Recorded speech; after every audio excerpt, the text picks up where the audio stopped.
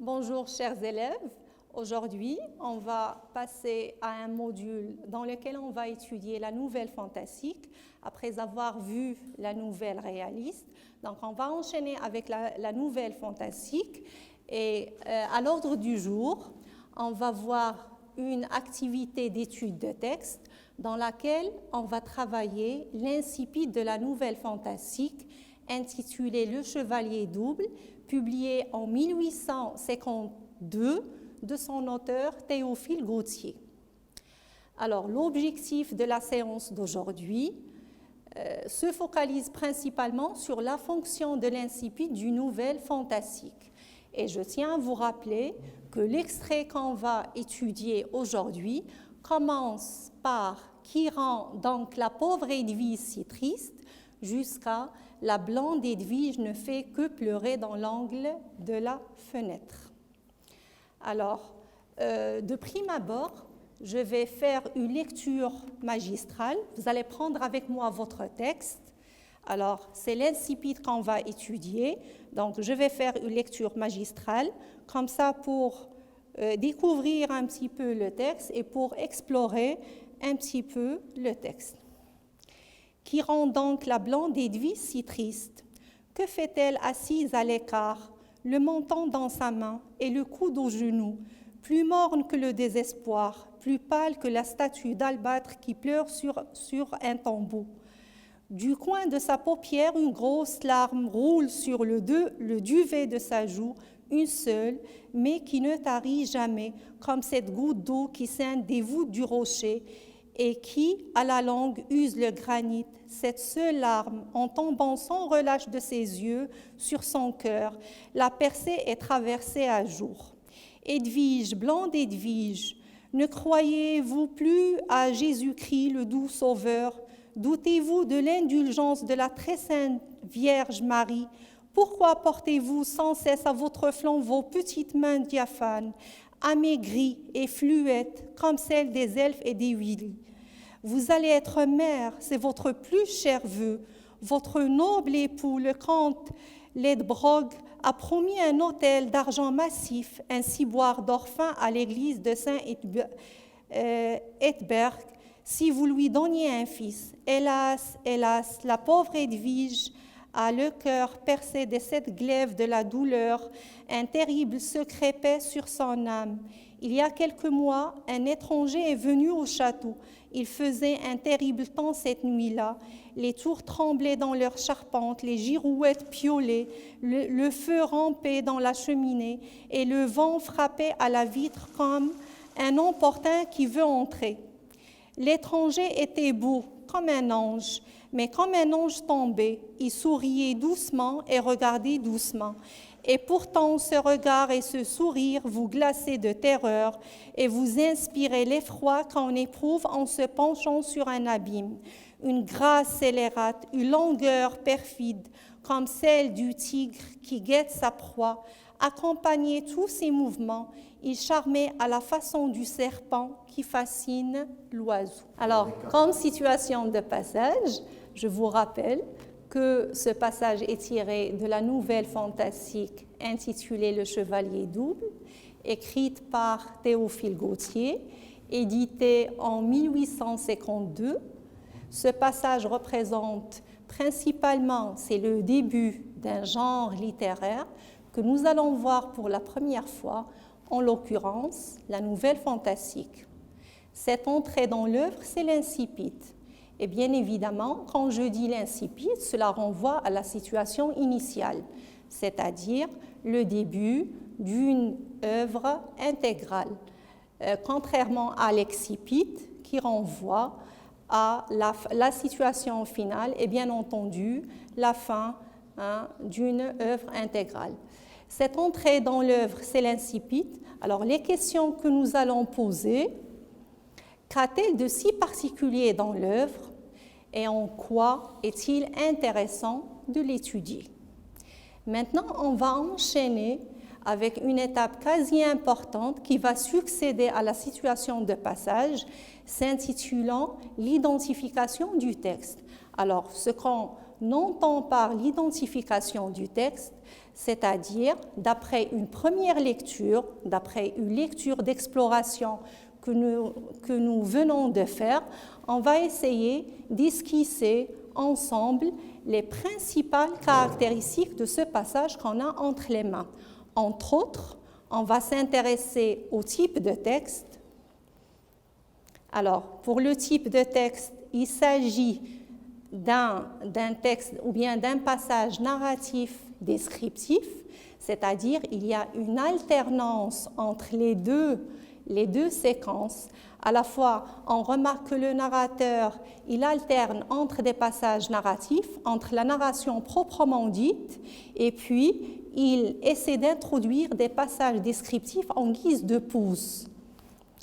Ensuite, si on a à regarder les temps verbaux dominants, donc on va prendre en considération le présent de narration et l'imparfait de description comme étant deux temps fondamentaux des temps du récit qu'on a déjà vus au début de l'année scolaire. Concernant le cadre spatio-temporel, alors là, pour le lieu, l'action se déroule dans un château. Et là, quand on parle d'un château, bien entendu, c'est le symbole de puissance, de noblesse, c'est-à-dire ici, on est en présence d'une famille noble. Alors là, c'est un trait symbolique, si on va dire. Ensuite, pour le temps, il s'agit d'une saison hivernale, c'est-à-dire que l'histoire se passe durant la saison d'hiver. Le temps qu'il faisait, c'était un temps nocturne, les actions se déroulaient durant la nuit, et c'était un temps apocalyptique, c'est-à-dire il y avait une rafale de pluie, de vent, une tempête. Et là, bien sûr, si on a à relier avec le registre fantastique, donc là, c'est pour percer un petit peu le mystère et c'est pour plonger le lecteur dans une ambiance inquiétante et dans une ambiance étrange. Maintenant, comme axe de lecture, et là, il s'agit si vous voulez, donc là, de la partie cruciale à laquelle je vous invite, on va commencer premièrement par la description des personnages. Bien sûr, à partir de notre lecture, donc on va essayer de relever les principaux personnages qui figurent dans la situation initiale, autrement dit l'incipit de l'œuvre ou bien de la nouvelle fantastique.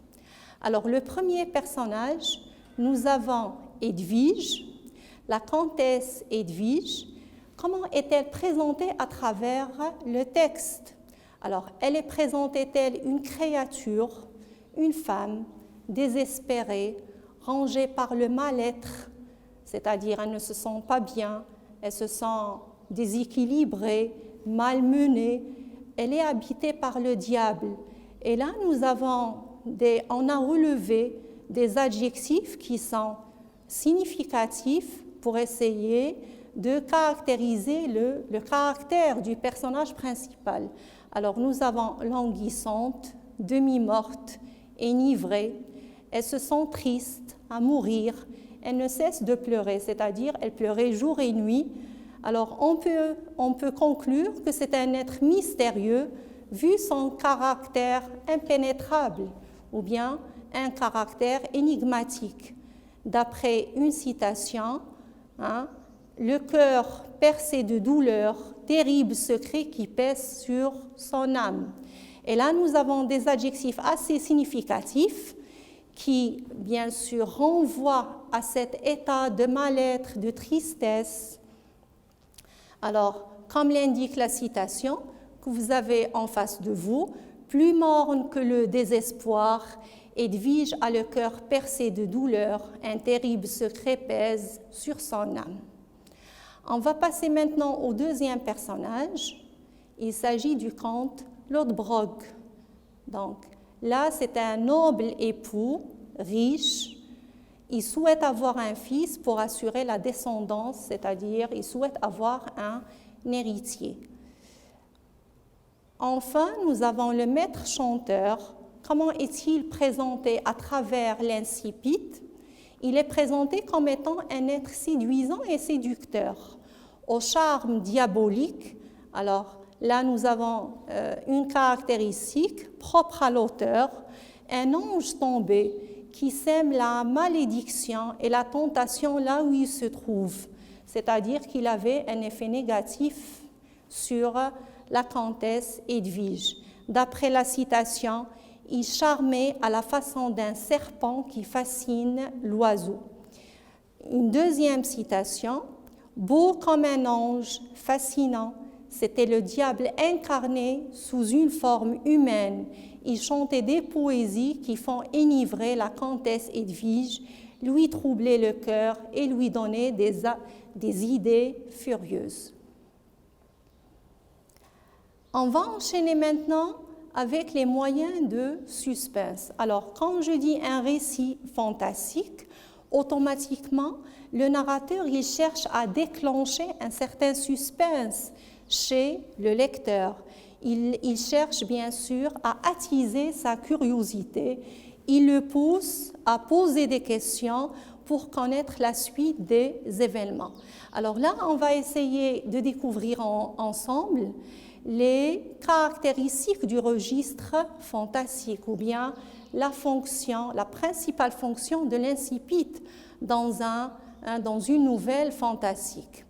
Alors là, on va parler de l'introduction. Comme premier élément majeur, on parle de l'introduction du surnaturel pour déstabiliser le lecteur et accroître la sensation du mystère par une série d'interrogations sous forme de questionnement pour semer le doute, l'inquiétude et provoquer la sensation de peur et surtout pour déclencher un état d'attente angoissée chez le lecteur.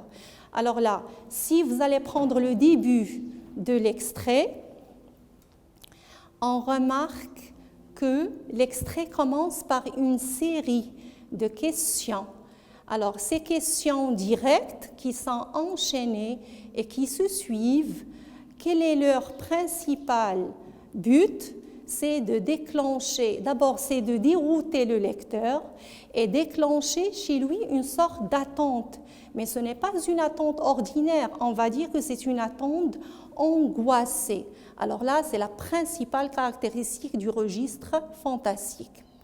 Le deuxième élément, alors là, on va parler d'un schéma narratif transgressé, c'est-à-dire qu'il y a un chamboulement dans les étapes du schéma narratif. Et ceci a pour objet principal de dérouter, bien entendu, le lecteur.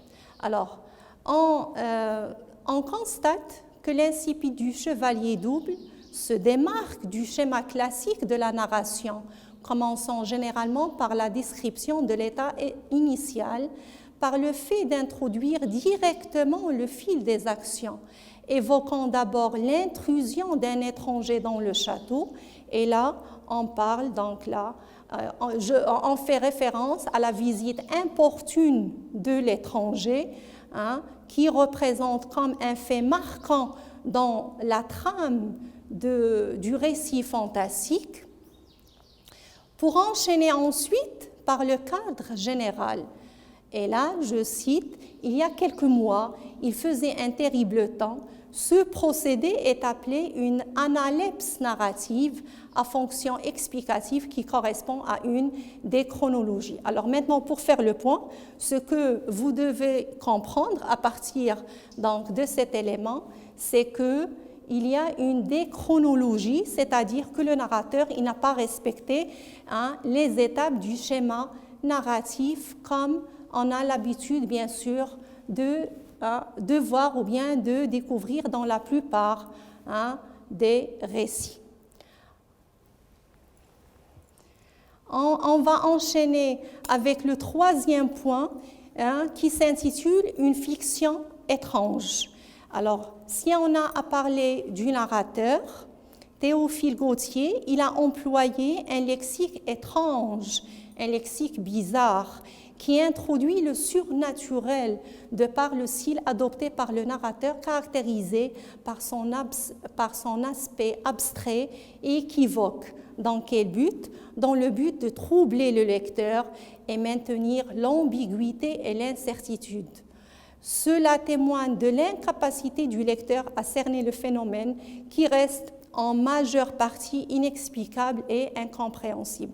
C'est-à-dire que le lecteur, il est confronté à des événements, il est confronté à une ambiance, donc là, de faits inexplicables et incompréhensibles qui vont le dérouter et qui vont aussi le déstabiliser. Maintenant, on va enchaîner avec les procédés stylistiques. Alors, quand vous le remarquez, si après lecture du passage, alors vous constatez qu'il regorge de procédés stylistiques. Entre autres, nous avons la personnification, d'après la citation, les tours tremblaient dans leur charpente, les girouettes piaulaient, le feu rampait dans la cheminée et le vent frappait à la porte comme un importun qui veut entrer. J'enchaîne avec l'hyperbole à partir de la citation suivante. Plus morne que le désespoir, plus pâle que la statue d'albâtre qui pleure sur un tombeau. Maintenant, si on a à parler des champs lexicaux dominants dans l'incipit, alors on est en présence du champ lexical de la peur à partir de la citation suivante. Ce regard et ce sourire vous glacez de terreur et vous inspirez l'effroi. Alors là, les éléments qui sont en gras, ils renvoient au sentiment de la peur. Et puis, on a le champ lexical de la mort à partir de la citation qui suit. Edwige languissait à demi-morte, enivrée, comme si elle avait respiré le parfum fatal de ces fleurs qui font mourir. Et en guise de conclusion, on va dire que l'incipit du chevalier double réussit à mêler le naturel et le surnaturel, à laisser hésiter entre la réalité et l'illusion. En conséquence, l'auteur transgresse la structure classique de la nouvelle et fait plonger le lecteur dans un enchaînement d'actions étranges à couper le souffle, ce qui simule la curiosité du lecteur, le maintient dans un état d'alerte et l'introduit dans un univers fantastique annonçant l'arrivée d'un sinistre impénétrable.